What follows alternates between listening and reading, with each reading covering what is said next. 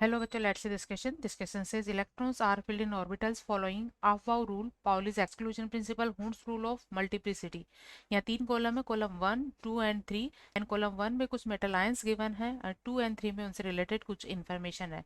Question है for the given ion in column 1 the only correct combination is.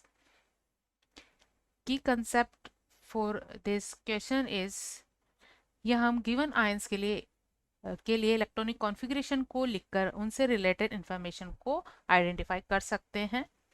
सो की concept Cu plus जिसका atomic number 29 होता है, यहाँ से एक इलेक्ट्रॉन लूज होने पर Cu प्लस का फॉर्मेशन होगा और यहाँ इलेक्ट्रॉन रह जाएंगे 28 जिनको इलेक्ट्रॉनिक कॉन्फ़िगरेशन इस तरह से होगा 1s2 2s2 2p6 3s2 3p6 3d10 4s 0. 1s से 3p6 तक इलेक्ट्रॉनिक कॉन्फ़िगरेशन आर्गन के सिमिलर है, तो यहाँ हम आर्गन लिख सकते हैं. 3d10 4s ये वैलेंस सेल में आते हैं. वैलेंस सेल में ऐसे ऑर्बिटल्स आते हैं जो बॉन्डिंग में पार्टिसिपेट करते हैं. नेक्स्ट स्पीसीज है Fe3+ जिसका एटॉमिक नंबर 26 और 3 इलेक्ट्रॉन लूज करने पर इसके पास 23 इलेक्ट्रॉन रह जाते हैं और इसका इलेक्ट्रॉनिक कॉन्फ़िगरेशन है आर्गन 3d5 4s 0. नेक्स्ट है क्रोमियम 3+ एटॉमिक नंबर 24 और 3 इलेक्ट्रॉन लूज करने पर इसके पास 21 इलेक्ट्रॉन होंगे. इलेक्ट्रॉनिक कॉन्फ़िगरेशन होगा आर्गन 3d3 4s 0. नेक्स्ट है कोबाल्ट 3+ जिसका एटॉमिक नंबर 27, 3 इलेक्ट्रॉन लूज करने पर इसके पास 24 इलेक्ट्रॉन रह जाएंगे और कोबाल्ट 3+ आयन का इलेक्ट्रॉनिक कॉन्फ़िगरेशन होगा आर्गन 3d6 4s 0. 4s इसलिए 0 है सभी में क्योंकि इलेक्ट्रॉन सबसे पहले आउटर मोस्ट सेल से निकाला जाता है, देन इनर से तो सबसे आउटर मोस्ट एस के 2 इलेक्ट्रॉन निकाले जाएंगे, देन रिक्वायर्ड इलेक्ट्रॉन डी से निकाले जाते हैं. कॉलम 1 में गिवन इंफॉर्मेशन है first number of unpaired electron are 4 जिसमें 4 अनपेयर्ड इलेक्ट्रॉन हो. तो क्योंकि 3p6 सभी में क्या है आर्गन इलेक्ट्रॉनिक कॉन्फ़िगरेशन है तो कंप्लीटली फिल्ड है. वैलेंस सेल में आते हैं 3d एंड 4s. तो 3d 4s सभी के एम्प्टी है और 3d में जिसके पास 4 इलेक्ट्रॉन हो ऐसी स्पीसीज है. तो 3d10 के केस में अगर इसका डी सबसेल का इलेक्ट्रॉनिक कॉन्फ़िगरेशन देखें तो इसमें 5 ऑर्बिटल होते हैं. सभी कैसे होते हैं डिजेनरेट, और हुड्स रूल के अकॉर्डिंग डिजेनरेट ऑर्बिटल्स में पहले सिंगल इलेक्ट्रॉन भरे जाते हैं, अनपेयर्ड इलेक्ट्रॉन भरे जाते हैं with same spin. The remaining electron से इनकी पेयरिंग की जाती है. तो कॉपर प्लस के केस में क्योंकि यहाँ 10 इलेक्ट्रॉन है तो ये सभी के सभी ऑर्बिटल पेयर्ड हो जाते हैं, तो यहाँ कोई भी अनपेयर्ड इलेक्ट्रॉन नहीं है. अनपेयर्ड इलेक्ट्रॉन कैसे हैं, यहाँ 0 है 3d ऑफ कॉपर प्लस. इसी तरह Fe3+ की बात करें तो इसके डी में 5 इलेक्ट्रॉन है और 5 ही ऑर्बिटल है, तो हर ऑर्बिटल में एक अनपेयर्ड इलेक्ट्रॉन है, तो इसके पास 3d में टोटल 5 अनपेयर्ड इलेक्ट्रॉन है. 5 अनपेयर्ड इलेक्ट्रॉन है. यहाँ है 0 अनपेयर्ड इलेक्ट्रॉन. इसी तरह क्रोमियम 3+ की बात करें तो इसके पास डी में केवल 3 इलेक्ट्रॉन हैं और इसलिए ये 3 इलेक्ट्रॉन्स 3 ऑर्बिटल में अनपेयर्ड फॉर्म में होंगे. तो यहाँ अनपेयर्ड इलेक्ट्रॉन हुए कितने, 3 अनपेयर्ड इलेक्ट्रॉन. कोबाल्ट 3+ की बात करें जिसका इलेक्ट्रॉनिक कॉन्फ़िगरेशन है 3d6, तो इसके डी में टोटल 6 इलेक्ट्रॉन है. 6 इलेक्ट्रॉन हुड्स रूल के अकॉर्डिंग हम फिल करेंगे. तो पहले सब में single unpaired with similar spin, then remaining one को हम किसी एक ऑर्बिटल में रखेंगे और वो पेयर हो जाएगा. तो इस तरह यहाँ टोटल 4, इसके 3d6 कॉन्फ़िगरेशन में टोटल 4 अनपेयर्ड इलेक्ट्रॉन हैं. तो हम कोबाल्ट 3+ को मैच करवा सकते हैं 1 से. इसी तरह number of electron related to n+l equal 5 equal r जिसमें n+l की वैल्यू n+l इक्वल हो 5 और उसमें टोटल इलेक्ट्रॉन हो, टोटल जितने भी सबसेल बने उनमें सब में टोटल इलेक्ट्रॉन्स होने चाहिए 3. तो n की वैल्यू अगर हम 5 ले और l की वैल्यू 0 ले तो इनका सम हो जाता है 5 और यहाँ ऑर्बिटल बनता है 5s।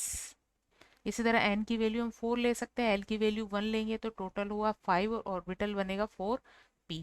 अगर n वैल्यू 3 और l वैल्यू हम ले लेते हैं यहाँ 2 तो इनका सम हो जाएगा 5 और ऑर्बिटल बनेगा 3d। अब क्योंकि 5s और 4p जो है 4s से भी हायर एनर्जी पर है, यहाँ कोई इलेक्ट्रॉन नहीं है तो यहाँ क्या है इलेक्ट्रॉन 0। 3d में इलेक्ट्रॉन 3 हो तो वो होते हैं किसमें, क्रोमियम 3+ में होते हैं। सो हम क्रोमियम 3+ को मैच करवा सकते हैं 2 से। इसी तरह टोटल स्पिन और टोटल स्पिन निकालने का फॉर्मूला होता है sum of spin of unpaired electron. Total spin निकालने का फॉर्मूला है sum of spin of all unpaired all unpaired electrons divide by 2। और ये वैल्यू है हमारे पास प्लस माइनस 5/2। प्लस माइनस इसलिए लिखा है या तो इनकी स्पिन जो होगी प्लस होगी या माइनस होगी। तो नंबर ऑफ अनपेड इलेक्ट्रॉन आ गए 5 और नंबर ऑफ अनपेड इलेक्ट्रॉन 5 होते हैं Fe3+ में। तो Fe3+ को हम मैच करवाएंगे थर्ड से। फोर्थ है number of electrons related to L equal 2 equal 10। तो L की वैल्यू 2 होती है किसके लिए, D सब सेल के लिए, और यहाँ A की D सब सेल है वो है 3D सब सेल। यहाँ कितने हो 10 इलेक्ट्रॉन। 10 इलेक्ट्रॉन किस में है, कॉपर प्लस में। तो कॉपर +1 को हम मैच करवा सकते हैं 4 से। इसी तरह थर्ड कॉलम थर्ड में P में गिवन है magnetic moment.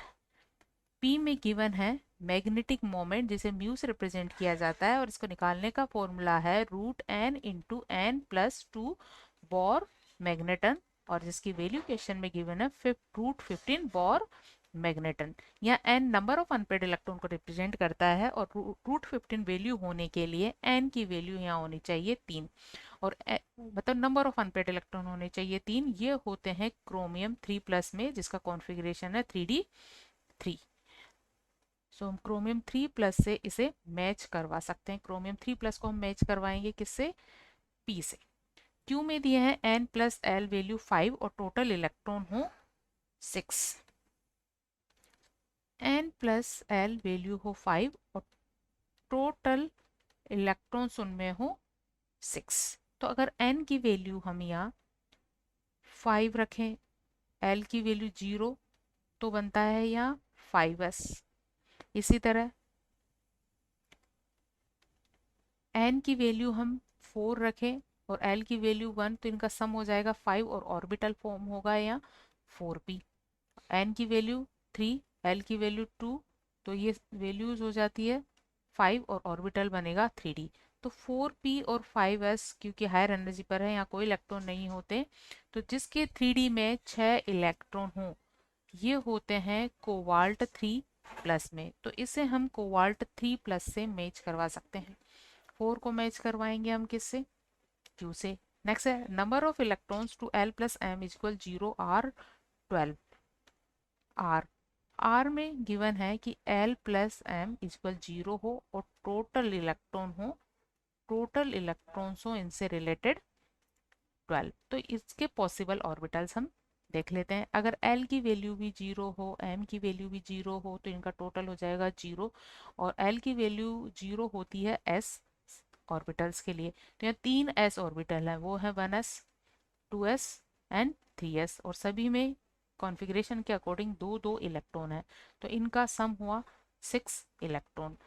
Next value L की अगर हम यहाँ 1 ले और M की वैल्यू -1 ले तो इनका सम क्या हो जाएगा 0। तो L की वैल्यू 1 होती है P के लिए, P हमारे पास यहाँ 2 है 2p एंड 3p।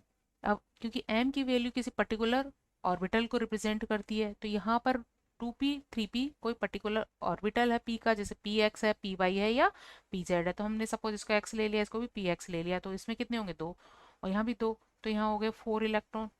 अब इसी तरह अगर हम एल की वैल्यू ले ले 2 और एल की एम की वैल्यू ले ले -2, एम की वैल्यू ले ले -2, तो इनका सम क्या हो जाएगा 0। और एल वैल्यू अगर 2 हो तो यहाँ क्या बनता है डी बनता है। तो हमारे पास यहाँ डी है 3D।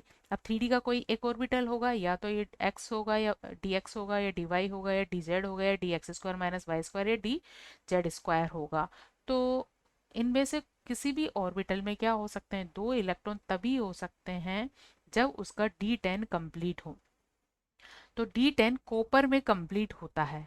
किस में कंप्लीट होता है 3D10 कॉपर +1 में कंप्लीट होता है। तो यहाँ उसके एक्स वाई ले लें या वाई जेड लें, उसमें क्या होंगे, सभी में 2 इलेक्ट्रॉन होंगे। तो कोई एक हम यहाँ रेंडमली -2m वैल्यू वाला ऑर्बिटल कंसिडर कर सकते हैं और वहां पर इलेक्ट्रॉन होंगे 2।